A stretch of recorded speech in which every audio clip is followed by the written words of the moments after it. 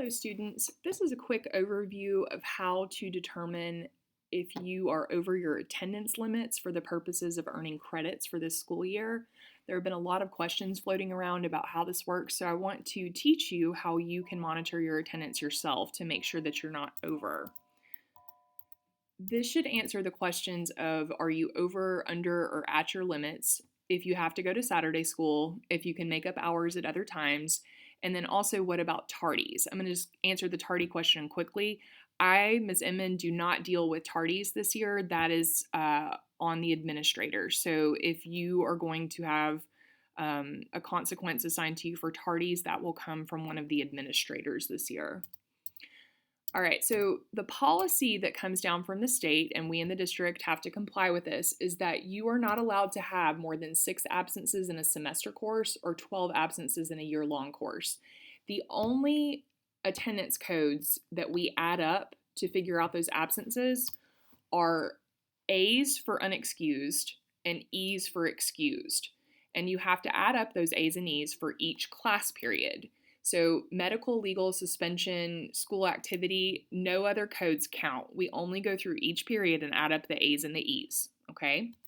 All right, so when you log into PowerSchool, you should see your quick lookup with all of your attendance, your courses, your grades, and then out to the right, you should see a column that says absences. You want to look down in that absences column under the 1617 column and click on the very bottom number in that column next to attendance total. So in this case, the student's total number of absences from all periods is 84. All right, so click on that number and then you will see a long column. I've divided these up right here, but you will see all of these in one long column. So this is every period with every absence that you had, all of the dates that you had the absences and what they were coded, okay? So you see in here there's some medicals thrown in, but mainly this student has unexcused absences, which are the A's, and excused, which are the E's. So what you want to do is go through and figure out how many A's plus E's you have in each class period. So for example, in first period geometry, this student has 1 medical absence, so I crossed that off because it's not going to count. So that leaves this student with 15 total A's plus E's, okay? But we're only allowed 12, so that means that this student is 3 absences over their limit in geometry, which puts them in danger of losing a credit, okay? Here's an example of a semester class. This is economics, it's a semester class. There's nothing to cross off. We have to add all of those A's and E's together. So we have 5 absences, but we're allowed 6. So in this particular semester class, we're actually under the limit. What you want to do is after you have done this process for each class period to figure out if you're under or over the 6 and the 12 limits, is you want to add up all of the absences over any limits that you had. So let's say that a student had 3 absences over the limit of 12 in geometry, 2 over in English, and 1 over in earth science. So total, that's 6 absences right there. So that is 6 class periods that this student needs to make up.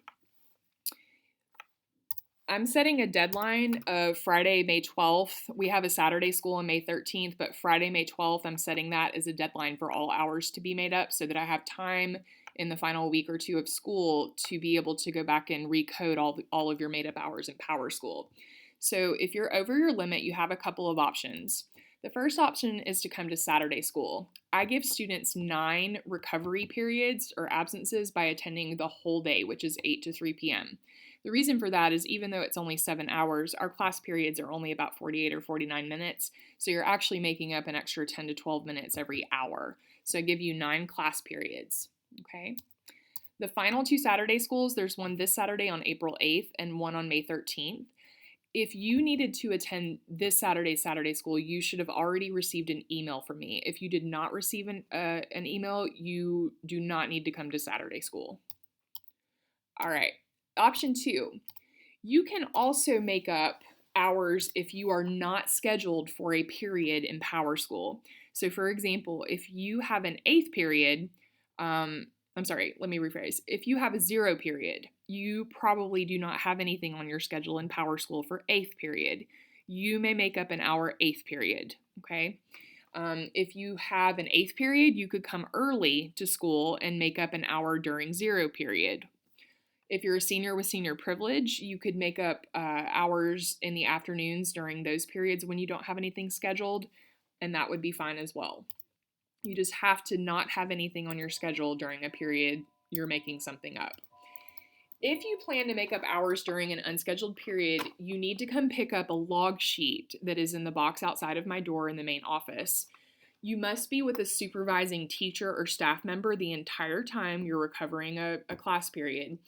You will put your name on this sheet. You will also log each time you make up an hour, the date that you're making it up, the time you arrived, and the time you left, and you must have the staff member sign off on it right then. Not all at once at the end, but by each day or each class period you're making up. When you have finished all of that, you will need to turn it into me by Friday, May 12th. Also, this announcement went out this week, but I wanted to repeat it. Unfortunately, you cannot make up hours to erase absences to be able to exempt exams. I can only go back and recover absences for students who are over the 6 and 12 limits. So I can't erase absences below those limits. I can only make sure that students are at those limits if they've recovered those hours. If you have any questions about any of this, you can come see me. I'm in the main office in A114 behind the teacher mailboxes, or you can email me at the address on the screen.